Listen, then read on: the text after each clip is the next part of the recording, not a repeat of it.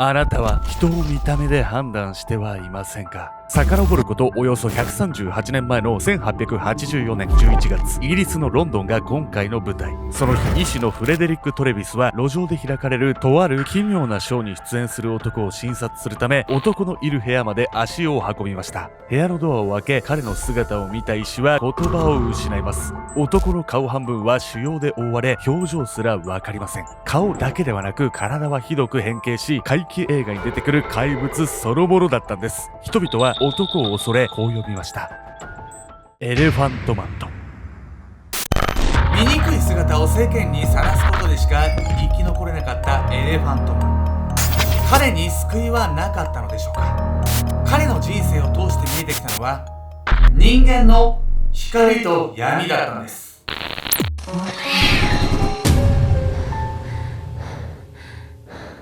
おそうっす。なんか闇子さん今日威嚇せえな。ケンちゃんです。イカフライ食べてまああ、す。そういうことか。ヤミカです。そういうことか。何があったかと思ったら。私ちょっと、いつもあんたにおっさん臭いって言われるんだけどさ、おっさん臭いもん好きなのよ、私。いや、いいんじゃない？おっさん臭いっていうのはですね、ギャップですからね。ねえ。キラキラブレスよ。あんたいい匂いするでしょ。本日皆様にご紹介するのは、歴史上で最も奇形で有名な男性、エレファントマンというね、方についてのご紹介なんです。このね、方ですけど、映画化もされてるんで、メトラのね、皆さんの中では知ってるっていう方もね、いるんじゃないでしょうか。なんか映画のパッケージはなんかすごいホラーみたいな見た目で。まずはね、このエレファントマンという方がね、ロンドンに登場した時の様子を見ていきたいと思います。怪奇象男。遡ること138年前の1884年11月、イギリスの首都ロンドンが今回の舞台。この町に住むフレデリック・トレビスという男がある奇妙な噂を耳にするところからこの物語は始まります。見せ物小屋に半分人間半分象のような醜い男がいる。見せ物小屋というのはその名の通り特殊な身体的特徴を持つ人間や動物を見せ物にするショーのこと。当時の大衆娯楽の一つでした。その噂によるとエレファントマンと呼ばれたその男は彼の母親が妊娠中に象に踏み潰されそうになったという体験をしており、その影響で醜い象のような姿になったとされているんです。嘘くせえな。これ、象っぽくなった理由があまりにも無茶苦茶すぎて意味わかんなくない？このストーリー自体はね、興行主がこう広めた創作だったんですけど、そうよね。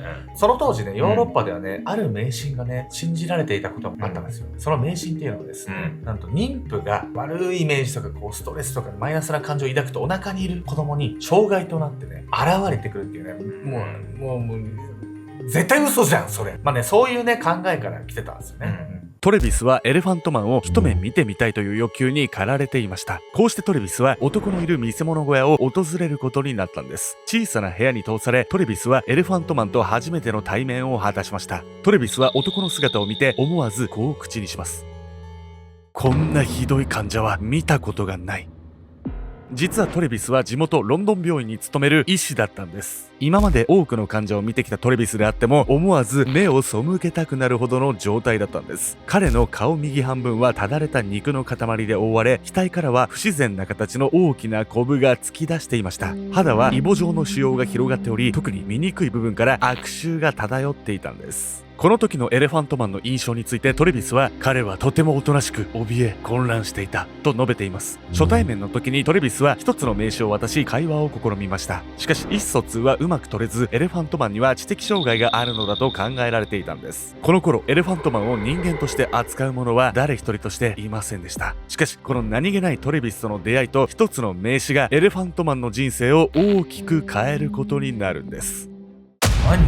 めちゃくちゃ気になるわね。それ後で分かってくるんですけど、そもそも人間はね、自分たちと異なるものを本能的に恐れるっていうね、ちょっとしょうもないですけど、理解できないものはね、初めて見たらね、ちょっとビビっちゃいますね、それはね。分からんでもなくはないです。しかしね、エレファントマンになる前の彼の人生っていうのは、見せ物になるよりも、さらに過酷な人生を歩んでいったんです。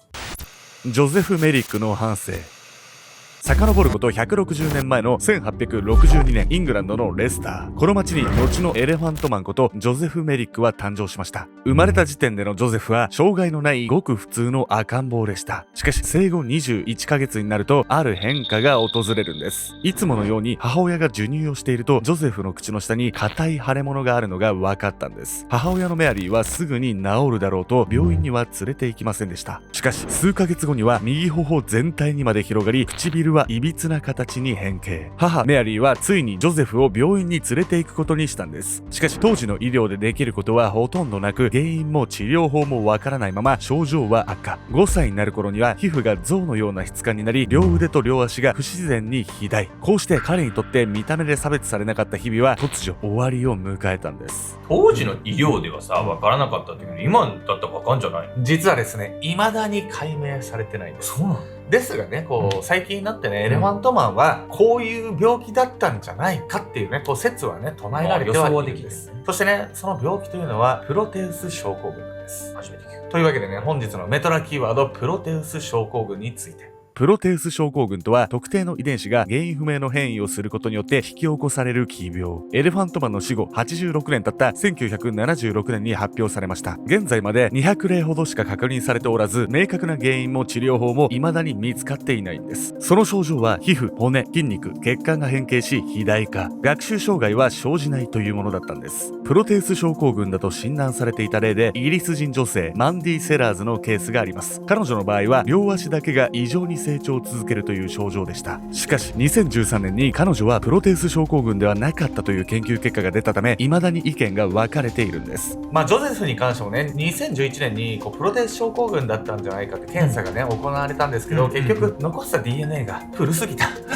古すぎて分からなかった。それで今でも謎の病気ってわけね。そうなんです。ジョゼフはこうした身体的なハンディキャップを持ちながらも、母メアリーの献身的愛情を受けて育っていました。この頃のジョゼフは他の子供たちと同じように学校に通っているんです。そう、彼の知能は極めて正常。読み書きが得意で、特に読書が好きな温厚な性格の少年だったと言われています。お医者さんの話と違うじゃないのこれ。トレビス医師がね、話しかけた時のジョゼフっていうのは、塞ぎ込んで落ち込んでたんで、そういう風に思われちゃったのかもしれないですね。しかし11歳になったジョゼフ少年に突然悲劇が訪れるんです。それは母メアリーの死。あまり父親との仲が良くなかったジョゼフにとって、母メアリーは無条件で自分を愛してくれる唯一の存在でした。俺もお母さんにもっと連絡するわ。ジョゼフは晩年まで母メアリーの写真を肌身離さず持っていたというんです。お母さんのことがめちゃくちゃ大好きだったのね。おそらくね、聖母のような存在だったんじゃないですか。障害をね、持ちながらね、比較的穏やかな人生を歩んできた彼だったんですけど、その後になってね、ジョゼフの人生はね、より過酷なものになっていくんです。母メアリーの死後、ジョゼフは悲しみに暮れながらも自立して生きていく決意を固めます。まず12歳で学校を卒業した後に葉巻の製造会社に就職。しかしこの頃から右手の変形が悪化し、あえなく失職するんです。次に訪問販売員となるんですが、その外見が災いして、こちらも長くは続きませんでした。この時人々から気味悪がられた経験が彼に強いトラウマを与えました。次第にジョゼフは人目を避けるようになり、ホームレスを経て救貧院という施設に助けを求めるんです。救貧院とは社会的弱者を救済する目的の施設のこと。しかし実際には劣悪な環境で働かせ、日常的に暴力がはびこるまるで刑務所のような環境だったんです。外見が特殊なジョゼフはいじめを受け、ここで地獄のような4年間を過ごすんです。それでもジョゼフの中で自立して生きていくという決心は揺るぎませんでした。夜になるとジョゼフは布団の中で母メアリーの写真を見ながら涙を流し、じっと耐えたというんです。しかしそんな彼にも転機が訪れるんです。それは1844年、ジョゼフが22歳になった時、普通の仕事に就けないなら僕にしか就けない仕事を始めるしかない。ジョゼフはそう決心し、一通の手紙をしたためるんです。手紙の送り先はサム・トーという人物。帰継者を集め、見せ物小屋を各地で開催していた興行師の一人。この二人の出会いがきっかけで、半分人間半分象の怪物エレファントマンが誕生することになるんです。人生いろいろありすぎて、そりゃ映画にもなるわよっていう感じの波乱万丈の人生ね。ロンドンでね、エレファントマンとして有名になった彼だったんですけど、その後ね、彼の人生に平穏は訪れるんでしょうか。見せ物小屋の崩壊。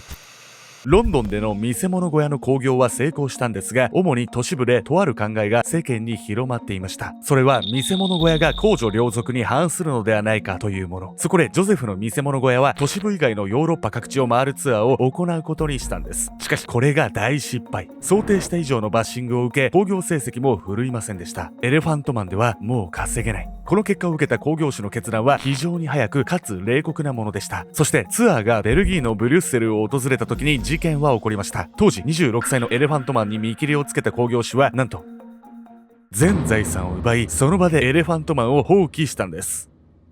全財産分取ってさ、その後見捨てるってさ、ただの犯罪じゃないこれ。犯罪です。犯罪よ。大犯罪です。興行主にとってはですね、ジョゼフはね、金奪って、ポイってこう捨てたら、のたれ死ぬと思ってたんですけど、ジョゼフはね、そんなんじゃ死にませんよ。彼はね、生きることを諦めなかったんです。無一文の状態で知らない町に捨てられたジョゼフ。誰かを頼りたくても愛する家族も友人も世界のどこにもいませんでした。それでもたった一人だけ脳裏に浮かんだ人物がいたんです。それはロンドンにいた時診断を受けた医師のフレデリック・トレビス。トレビスが研究対象としてジョゼフを見ていたのは間違いないんですが、ジョゼフは以前に医師からもらっていた名刺を握りしめ、藁をもつかむ思いでロンドンを目指すことにしたんです。あの時の名刺じゃない。さてね、ジョゼフの人生は好転していくんでしょうか。身の回りのものを質に入れて交通費を得たジョゼフは列車を使ってフレデリック・トレビス医師のいるロンドンのリバプールストリート駅になんとかたどり着いたんです。俺なら絶対迷うよな、多分。トレビス医師と再会できた時のジョゼフはかなり衰弱しており、そのまま入院。